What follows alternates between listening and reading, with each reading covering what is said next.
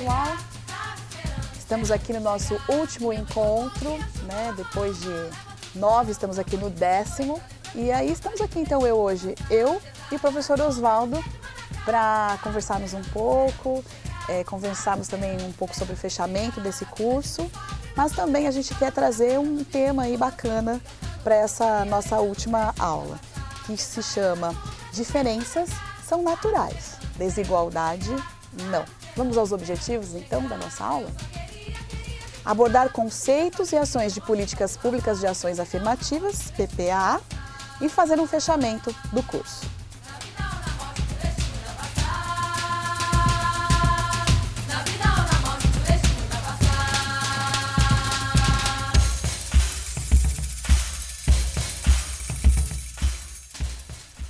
Falar sobre políticas públicas de ação afirmativa é muito importante e, apesar de todos os temas que a gente já trouxe no contexto desse curso, a gente não podia deixar, nem que seja bem pouquinho, trazer esse assunto para que depois, logicamente, vocês continuem pesquisando e se aprofundando um pouco mais. Então, eu quero iniciar essa nossa conversa com algumas questões para você pensar. Você sabe me dizer o que são políticas públicas? Como nós podemos definir uma política de ação afirmativa? Você sabe o que é ação afirmativa? Certamente você já ouviu em algum momento essa expressão, né? E aí tem gente que pensa que a ação afirmativa se refere somente às cotas para afrodescendentes na universidade. Será que a ação afirmativa é somente isso? E que outras políticas de ação afirmativa, então, você conhece? Né? Então vamos começar um pouquinho falando sobre políticas públicas. Vamos ver essa primeira tela. Política pública designa um conjunto de programas, ações, bens e recursos públicos destinados à garantia de direitos, sejam eles a liberdade e a igualdade, ou a satisfação de necessidades básicas como emprego, educação, saúde, habitação, acesso à justiça ou à terra.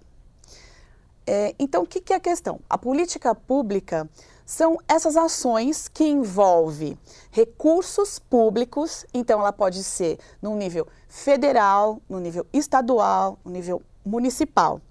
Então, envolve recursos públicos e ela não é só na área de educação, pode ser na área de saúde, pode ser na área de cultura. E, pelo menos no meu bairro, às vezes até tem alguns encontros para a gente pensar políticas públicas, né? Não sei se no seu bairro já teve essa oportunidade, mas é importante que a gente se envolva nessas questões e possa discutir, né, politicamente o que nós queremos para a nossa cidade, para o nosso bairro, seja na área de cultura, de saúde, de habitação, enfim. Então, isso é uma política pública. Como eu disse, pode ser nos níveis federal, municipal e estadual. Envolve bens públicos. Quer comentar alguma coisa, professor Osvaldo? Ou seguimos, vamos lá. Olá a todos os estudantes aí do curso, nesse nosso último encontro, nesse semestre, para debatermos aí a questão afro e indígena. E a proposta da aula de hoje com a professora Cláudia, e eu estou aqui assim acompanhando um pedaço dessa aula, fazendo algumas considerações também, ela é extremamente pertinente para a discussão que nós fazemos nesse nosso curso. Tanto no aspecto da questão indígena, quanto no aspecto da questão do afrodescendente, as políticas públicas integradas, como a gente costuma também dizer, elas são essenciais para a construção da cidadania, né? É sempre importante a gente lembrar desse nosso tema, né? Que nós estamos aqui fazendo essa discussão sobre a questão afro-indígena, buscando elementos que contribuam para a construção da cidadania. Então, assim, concretamente, o que a gente vai observar é que será por meio das políticas públicas que esta efetivação, concretização da cidadania vai ocorrer. Mas tem alguns elementos importantes aqui. Primeiro, que a política pública em si, ela não é a cidadania. A cidadania eu considero a cidadania o processo anterior que leva à construção, que leva à efetivação das políticas públicas. E aí a gente pode destacar algumas delas. Na área da educação, que diz respeito, por exemplo, à questão das cotas raciais, que diz respeito à legislação que vai introduzir a história dos afrodescendentes e indígena na educação do ensino fundamental e ensino médio, né? Uma legislação de 2003, que depois, em 2008, ela é reformulada. Também a questão da saúde, que vai ter políticas do combate, por exemplo, da anemia falciforme, que é um tipo de enfermidade que acomete principalmente os afrodescendentes.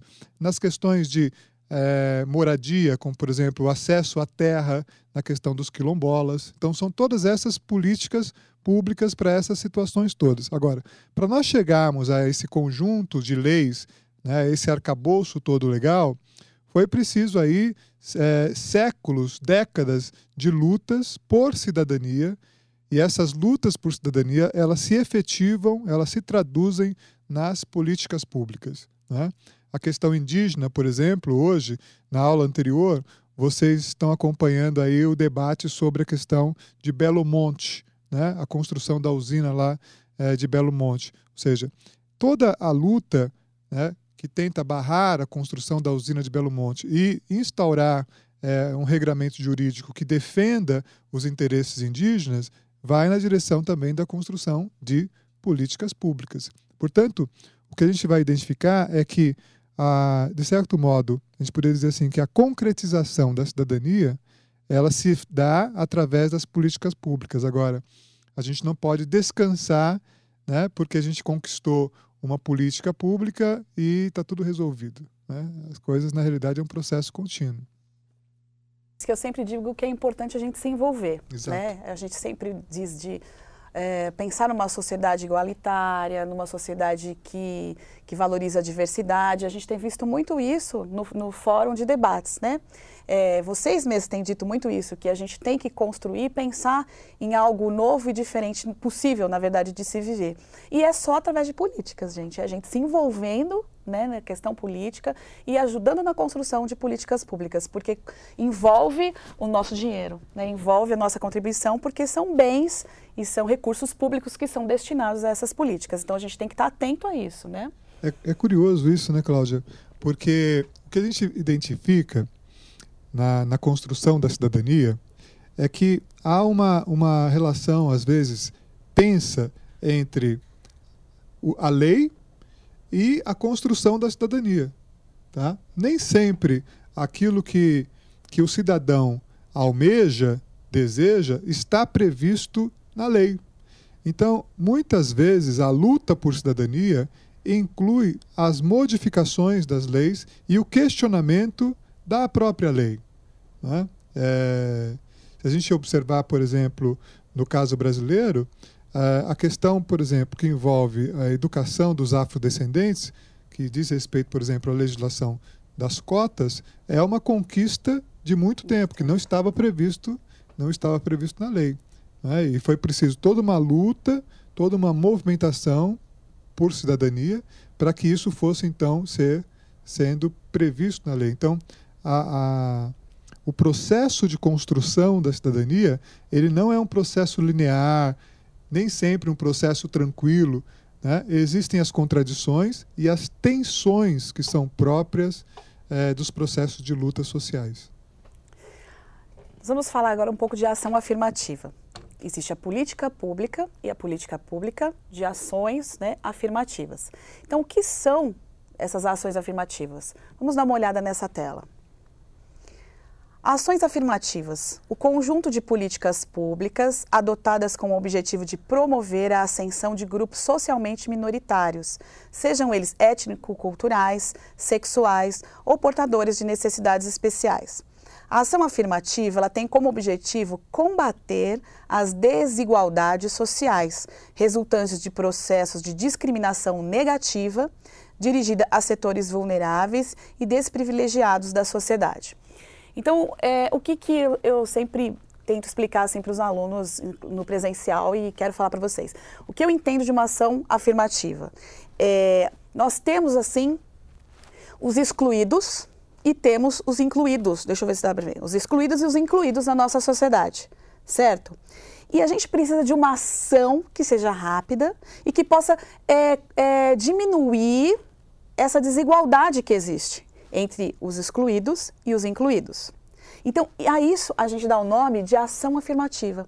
Essa ação que diminui as desigualdades sociais. Então, nós precisamos construir políticas públicas de ação afirmativa, ou seja, que diminua essa desigualdade social. Ah, mas nós temos desigualdade social? Esse é um país em que realmente há desigualdade social? E aí eu vou pedir para o professor Oswaldo comentar sobre esse mapa, né, das desigualdades, da violência e mapa das desigualdades social que tem, que é um documento que, né, que existe, que eu já falei até para vocês pesquisarem isso, não sei quantos de vocês pesquisaram. Então vamos comentar um pouco aqui na nossa teleaula. Legal. Bom, Cláudia, um indicador importante da desigualdade social é o Índice de Desenvolvimento Humano, chamado IDH, que eu posso tanto pensar a partir de um país como um todo, né? E o Brasil ele se encontra numa zona intermediária do IDH, né? Esse Índice de Desenvolvimento Humano, que é um indicador que vai pegar uma série de elementos, de indicadores econômicos, sociais, políticos, sociais, para poder construir esse indicador. Então, quando eu olho para o IDH, por exemplo, da cidade de São Paulo, né? Eu vou identificar que há regiões na cidade de São Paulo onde esse índice de desenvolvimento humano beira indicadores de países africanos, né, de países asiáticos, de países extremamente pobres. E vou identificar também na cidade de São Paulo algumas regiões onde os indicadores são indicadores de países de primeiro mundo. Então, quando eu vejo esse mapa, quando a gente identifica esse mapa, fica muito evidente que há uma extrema desigualdade social existente no contexto brasileiro. Isso é visível, né, quando nós saímos e damos uma observada na paisagem urbana, e a gente identifica essas desigualdades constantemente. Mas tem uma outra questão também que a professora Cláudia coloca, que é esta discussão sobre minorias sociais, as minorias sociais. Às vezes a gente entende essa situação de uma forma um tanto quanto confusa, né? Como falar que mulheres são minorias? Como falar que negros, né, a população afrodescendente é minoria? Como falar que indígenas que estão na origem, né, do Brasil, né, muito embora passaram por um processo de extermínio violentíssimo, né? Nós tínhamos no Brasil, no momento da chegada dos portugueses, cerca de 5 milhões de indígenas. E hoje nós temos aproximadamente um pouco mais de 200 mil indígenas. Ou seja, a população indígena no Brasil experimentou um declínio absurdo. Como falar, portanto, desses grupos como minorias? São minorias sociais, ou seja, as pautas, as necessidades desses grupos não são ouvidas pelo conjunto da sociedade. Por isso, são consideradas, do ponto de vista sociológico, uma minoria social. E tem um autor, um filósofo, um sociólogo muito importante para nós, nessa reflexão, que é o Norberto Bobbio. E o Bobbio vai dizer o seguinte, que para avaliar o grau de democracia num país, num Estado, ele diz assim, que o Estado que impede a minoria de se transformar em maioria não é uma democracia. Vou repetir. O Estado que impede uma minoria de se transformar em maioria não pode ser identificado como uma democracia. Notem o seguinte, por isso que eu preciso, no Estado brasileiro, ter uma série de políticas públicas, uma série de políticas afirmativas, para que essas minorias consigam conviver em pé de igualdade com as maiorias sociais, né? Então, assim, é colocar o indígena em condição de disputar as pautas políticas, de fazer valer os seus interesses, de colocar as mulheres, né, em condições também de colocarem as suas pautas e as suas reivindicações na sociedade. Basta a gente olhar no Congresso Nacional, né, dos 520 e poucos deputados que temos, quantos são mulheres? Né? Há uma representatividade de igual, proporcionalmente falando em termos numéricos de homens e mulheres no Congresso Nacional, né, que representam, por exemplo, o conjunto da sociedade brasileira? Ao meu ver, não. Quantos são afrodescendentes? Há uma representatividade de igual?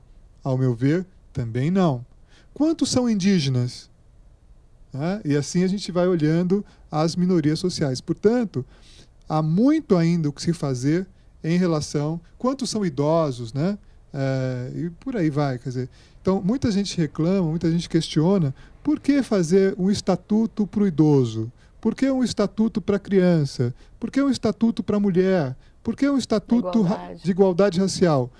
Justamente, mas isso tudo já não está previsto na Constituição, já não está previsto na legislação que está aí presente, Código Penal, Código Civil? Sim, está.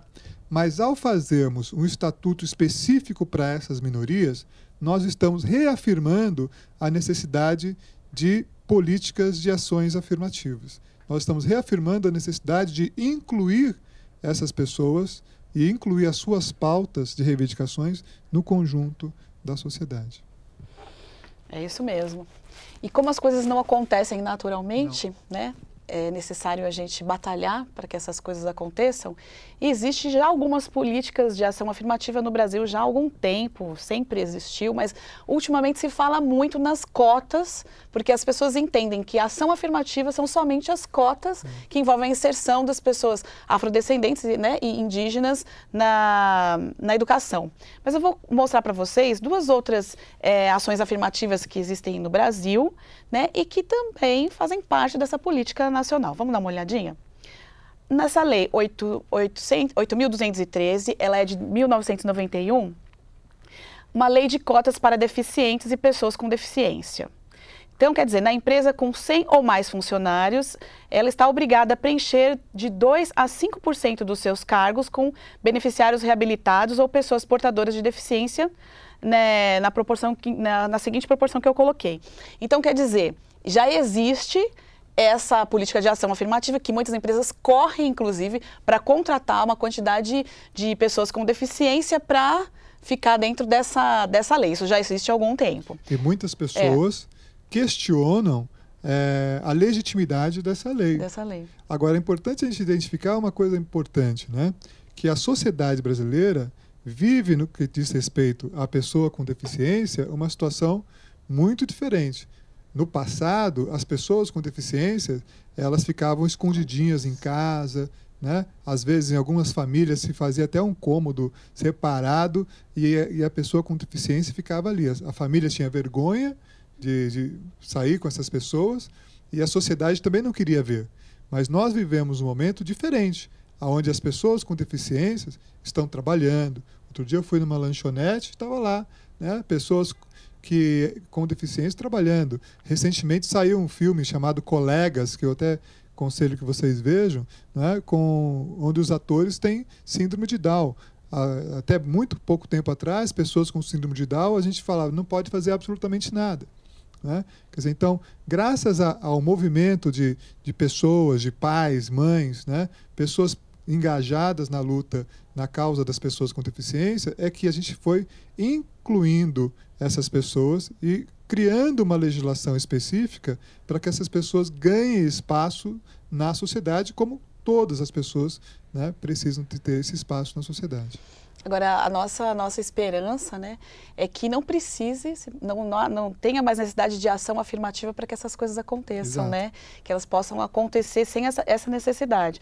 Agora, como isso não acontece naturalmente, é importante essa lei e que não é para sempre. Acho que é importante dizer que a ação afirmativa ela é por um tempo determinado, né? No caso das cotas, por exemplo, eu acho que são 10 anos agora, 10 anos.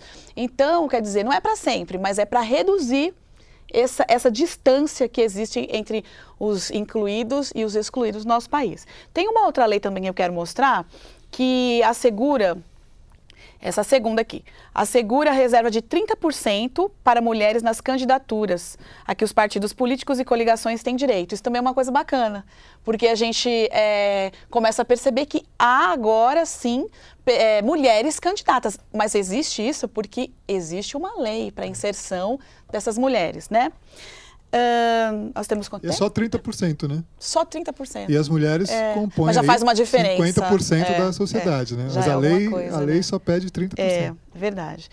Nós teríamos muitas outras coisas para falar, de como a gente até chegou nessa questão da Lei 11.645 e tudo mais, mas o nosso tempo é curto, né, professor Oswaldo? Então, eu queria que se desse para você falar rapidamente sobre a questão da Marcha Zumbi, a importância dessa marcha nesse contexto histórico que gerou essa ação afirmativa de promoção da igualdade racial. Bom, a Marcha de Zumbi dos Palmares por Cidadania, que foi realizada em Brasília no ano de 1995, ela tem alguns dados curiosos, né? Primeiro que ela deveria ter se chamado a Marcha sobre Brasília, fazendo uma alusão à Marcha sobre Washington, que foi liderada por Martin Luther King lá nos anos 60. Mas aí, por razões políticas e para não parecer que estava copiando, ela mudou de nome. Então virou Marcha de Zumbi dos Palmares. Em 95, o movimento negro celebra os 300 anos de Zumbi dos Palmares. Então, por isso, em 1995, se faz essa marcha. Essa marcha, ela reuniu cerca de 30 mil pessoas na cidade de Brasília, de diversos movimentos negros. Foi, talvez, na história brasileira, o primeiro momento em que os diversos movimentos negros abandonaram as suas pequenas diferenças, né, para criar uma situação, uma marcha unificada entre todos os movimentos. E nessa marcha, ao final dessa marcha, se entregou um documento ao presidente da República, na época Fernando Henrique Cardoso, fazendo uma série de reivindicações no sentido de políticas públicas, de políticas de ações afirmativas, dentre as quais, né, se inclui também as cotas nas universidades públicas, né? A questão também de saúde, há questões também envolvendo as terras dos quilombolas né, uma série de reivindicações. Criou-se ali também uma comissão para se criar, então, um estatuto, né? E, a partir, então, de 1995, é um marco importantíssimo na luta do movimento negro unificado no Brasil. Tem um dado interessante, porque ao trazer essa questão, algumas pessoas podem falar assim, mas e a questão indígena, né? Onde que ela se inclui? Diferente da questão indígena, os afrodescendentes nunca tiveram um estatuto que regulamentasse e que os protegesse, né? O índio na legislação brasileira, o indígena na legislação brasileira, ele é tutelado, né? Está lá previsto na Constituição Federal.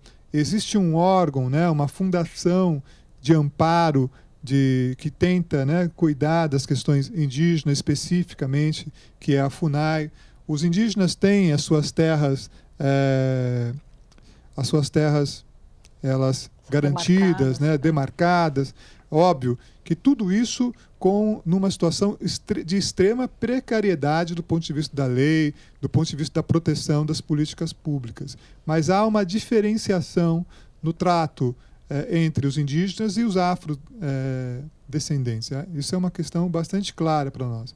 Isso não significa que toda a proteção da lei que existe em relação aos indígenas os leve a uma situação de melhor situação, né? Ou seja, de garantia de vida, de garantia dos aspectos que estão ali nas leis e por aí vai. Muito pelo contrário, nós assistimos sistematicamente um extermínio da população indígena, do mesmo modo que assistimos também sistematicamente um extermínio da população afrodescendente nas periferias do Brasil. Se nós pegarmos, por exemplo, né, professora, o mapa da violência no Brasil, nós vamos identificar que o número de jovens negros assassinados no Brasil é mais do que o dobro do número de jovens brancos assassinados no Brasil, né? Nós poderíamos dizer, sem a menor sombra de dúvida, que na sociedade brasileira há um extermínio sistemático dos jovens negros nas periferias brasileiras, né? Do mesmo modo que há também um extermínio dos indígenas. Então, a marcha, né, de 1995, ela tenta ser um marco na luta pelos direitos dos afrodescendentes no Brasil. E só para a gente terminar essa parte, nacionalmente a gente teve essa marcha zumbi, mas mundialmente a gente teve essa conferência de Durban, que foi realizada em 2001, na África do Sul, né? E que o tema era contra o racismo, a discriminação racial, a xenofobia e a intolerância correlata. Essa conferência ela foi muito importante, porque nesta conferência o Brasil ele reconhece para a comunidade internacional ser um país racista. Então, essa é a diferença. Quando você reconhece para uma comunidade internacional, sim, teve erros, tem muita coisa, sim, de racismo no nosso país, somos um país racista, então a gente precisa fazer coisas para mudar isso daí. Então começaram a surgir ações afirmativas de promoção da igualdade racial, foi criada a CEPIR, que é a Secretaria de Promoção da Igualdade Racial, e uma série de outras ações foram acontecendo ao longo desses anos por conta dessa conferência de Durban, que aqui no Brasil essa movimentação começou também com essa marcha zumbi. Então tem muita coisa bacana, tem muita coisa legal que a gente gostaria de falar, mas o tempo é curto. Então esse material vai estar disponibilizado para vocês. E eu espero que vocês pesquisem para quem se interessou, porque como eu já disse num dos fóruns, o nosso interesse não é trazer respostas prontas, mas é despertar em vocês o desejo de conhecer mais sobre esse tema. E a gente espera que a gente tenha conseguido isso. E o professor Oswaldo vai falar um pouco sobre agora a questão do fechamento do nosso curso. Obrigado, Cláudia, por essa experiência que foi tão bacana de trabalharmos juntos aí ao longo desse semestre, nessa nossa proposta aqui. E agora, assim, o que eu quero pedir é uma avaliação final. E essa nossa avaliação final, ela consiste no seguinte, numa autoavaliação, né? Eu quero que nós vamos encaminhar pelo fórum mesmo, né? Aí cada estudante vai ter a oportunidade de abrir no fórum um tópico novo. Nós vamos abrir um tópico novo com o título autoavaliação, né? Em que nós vamos poder ali descrever os aspectos que nós consideramos mais relevantes ao longo desse curso, aquilo que agregou ao nosso conhecimento, como que as discussões feitas aqui ao longo dessas 10 aulas, elas contribuíram para a formação cidadã de cada um de vocês, né? Então, esta autoavaliação é a nossa última atividade, vamos dizer assim, nesse semestre, e é a partir desta autoavaliação que nós vamos também certificar vocês depois no histórico escolar, né, com a participação nessas atividades todas aqui. E meu desejo é que a gente siga pesquisando a respeito do tema, que a gente siga refletindo a respeito desse tema que é tão relevante para todos nós. Ou seja, e como disse a professora Cláudia, esse não é um assunto que se esgota nessas 10 aulas. Muito pelo contrário, eu acho que talvez a nossa tímida intenção foi simplesmente despertar cada um de nós aqui, inclusive a gente também, para seguirmos refletindo a respeito da construção da cidadania e, de modo específico, fazendo essa discussão sobre os afrodescendentes e a questão indígena. E é muito oportuna a proposta que a professora Cláudia faz nessa aula de hoje, ao dizer que as diferenças as desigualdades não são naturais, né? As diferenças são naturais, mas as desigualdades não. As desigualdades, elas são construídas historicamente e socialmente. E é justamente por isso que a gente precisa refletir sobre a construção desses processos de desigualdade. Um grande abraço para todos vocês e nós nos encontramos ainda mais um pouco no fórum dessa semana. Foi muito bom estar com vocês durante esse tempo, conhecer um pouquinho através dos nossos debates, um pouquinho de cada um de vocês. E a gente quer encerrar essa última aula também te fazendo um desafio, né? Que pode haver mudança, às vezes, nos mínimos gestos e atitudes. Aqui na Universidade Metodista, a gente já realiza agora, vai ser a 10ª edição, o Soul Show Afro, que é um evento que também começou tímido, né? E está indo para a sua 10ª edição, onde a gente traz para dentro do espaço universitário essa discussão e essa reflexão sobre a consciência negra e a importância desse tema dentro desse espaço universitário, através de apresentações artísticas e culturais da população negra, de apresentações artísticas afro-brasileiras, né? E aí a gente vai encerrar essa nossa última aula com um vídeo aí que mostra um pouquinho do que é esse nosso Social Afro e dizendo, olha, você pode realizar aí no teu espaço onde você estuda, na tua cidade, no teu bairro. É só uma ideia, mas a partir dessa você pode estar fazendo outras coisas que possam despertar aí nas pessoas o interesse por esse tema, tá bom? Então, até a próxima.